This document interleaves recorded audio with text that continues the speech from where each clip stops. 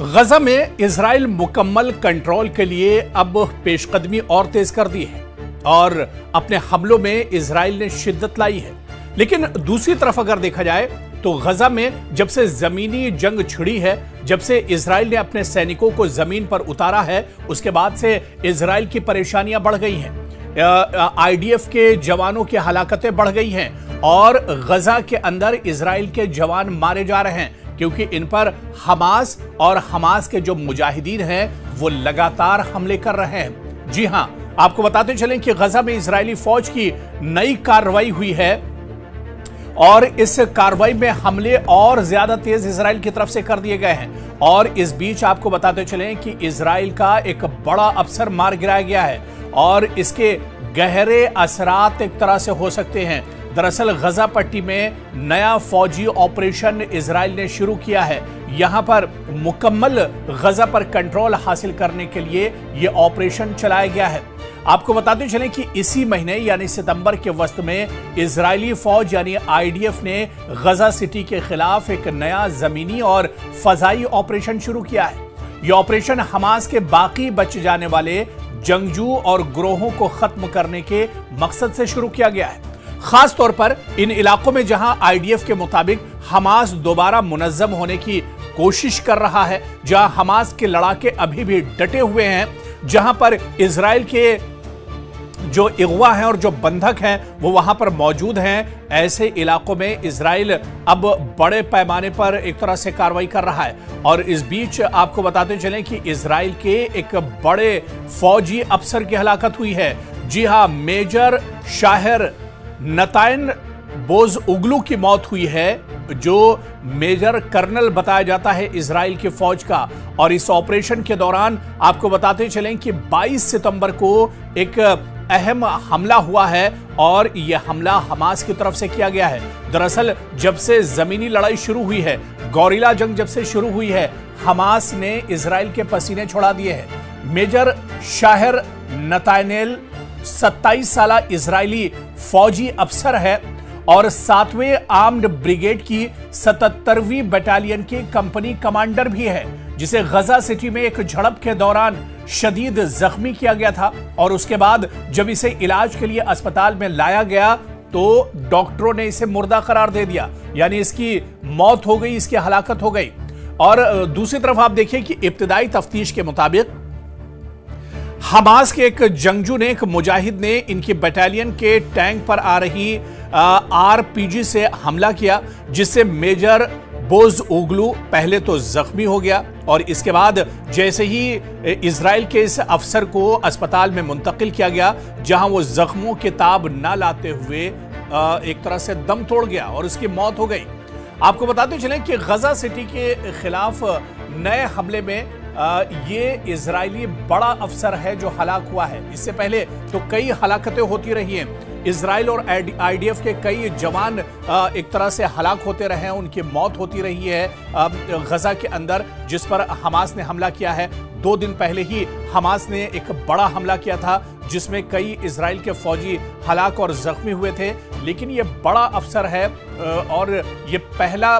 वाकया है या ये पहला हमला है जिसमें इजराइल का कोई फौज का बड़ा अफसर हलाक हुआ है।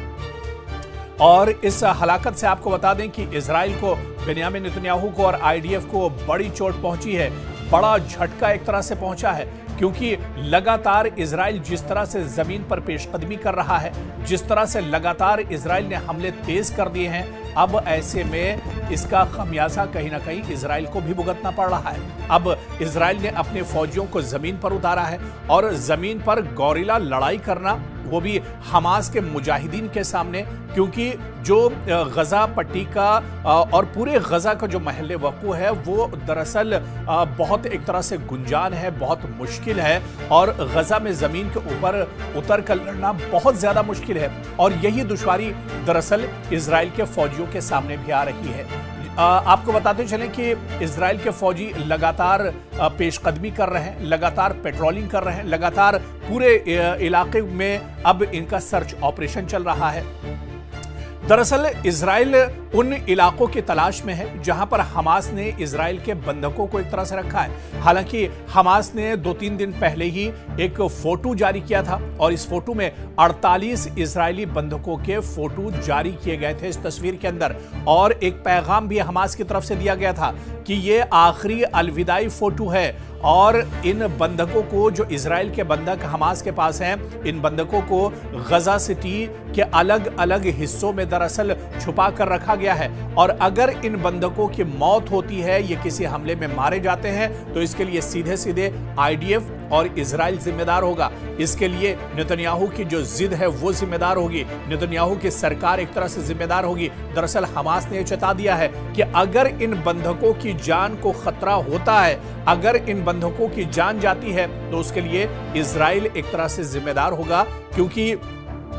इजराइल से बार बार इजराइल के अंदर के जो लोग हैं, जो एहतजाजी हैं, वो भी यही अपील कर रहे हैं कि जंग बंद होनी चाहिए, क्योंकि जंग अगर ये बढ़ेगी, अगर गजा पर हमले और तेज होंगे, तो जो इजराइल के बंधक हैं, अभी भी जिनकी तादाद 40 से ज्यादा बताई जाती है, हालांकि ये नहीं पता है कि इनमें कितने जिंदा हैं, कितने मुर्दा हैं, लेकिन जो जिंदा बंधक हैं उनकी जान पर एक तरह से खतरा बना हुआ है और हमले अगर ये तेज होंगे तो फिर ये बच नहीं पाएंगे। और इसी वजह से लगातार जब से जमीनी पेशकदमी शुरू हुई है, ऐसे में इजराइल उन इलाकों की खोज में लगा हुआ है। इजरायली फौज उन इलाकों का पता लगाने के लिए सरगर्म है जहां पर ये इजराइल के हमास दरअसल इजराइल के जो बंधक हैं वो हमास के पास रखे गए हैं, लेकिन इसका सुराग आज तक इजराइल नहीं लगा पाया। देखिए, ये बहुत इंपॉर्टेंट हो जाता है क्योंकि इजराइल को दुनिया की बहुत बड़ी फौजी ताकत माना जाता है। लेटेस्ट हथियार इजराइल के पास हैं, ड्रोन से एक दूसरे मुल्क में बैठे हुए शख्स पर हमला इजराइल कर सकता है और अब इजराइल से ही वो कतर पर हमला कर सकता है, ईरान पर हमला कर सकता है, लेकिन हमास की टेक्नोलॉजी के सामने, हमास की रणनीति के सामने इजराइल बौना नजर आ रहा है, क्योंकि पिछले 2 साल में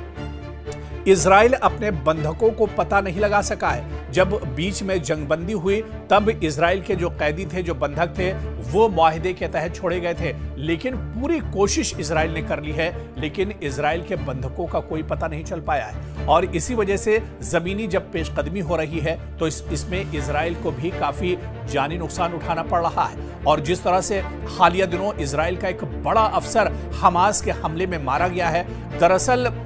यह हमला हमास ने उस वक्त किया जब एक पेट्रोलिंग की जा रही थी और इजराइल के और आईडीएफ के कुछ जवान पेट्रोलिंग पर निकले हुए थे, इलाके में सर्च ऑपरेशन चलाया जा रहा था। उसी वक्त अल-क़साम ब्रिगेड और हमास के कुछ जो मुजाहिदीन हैं वो घात लगाकर बैठे हुए थे और गौरीला लड़ाई में दरअसल हमास बहुत मजबूत माना जाता है और जैसे ही ये लोग उस इलाके से गुजरते हैं, इन पर बड़ा हमला कर दिया जाता है और इस हमले में कई इजरायली और आईडीएफ के जो जवान हैं, जो फौजी हैं, वो जख्मी हुए हैं, लेकिन सबसे बड़ा नुकसान इजराइल को यह हुआ है कि इजराइल का एक बड़ा अफसर इस हमले में मार गिराया गया है और यह बिन्यामिन नेतन्याहू के लिए बहुत बड़ा एक तरह से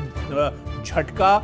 माना जा रहा है। बिन्यामिन नेतन्याहू के लिए अब मुश्किलें एक तरह से गजा में काफी ज्यादा बढ़ी हुई हैं। ऐसे में आने वाले दिनों में क्या कुछ रणनीति इजराइल की गजा में होगी और क्या हथियार छोड़ेगा इजराइल और जंगबंदी की तरफ बढ़ेगा, क्योंकि लगातार अब गजा के अंदर इजराइल का जानी नुकसान बढ़ता जा रहा है।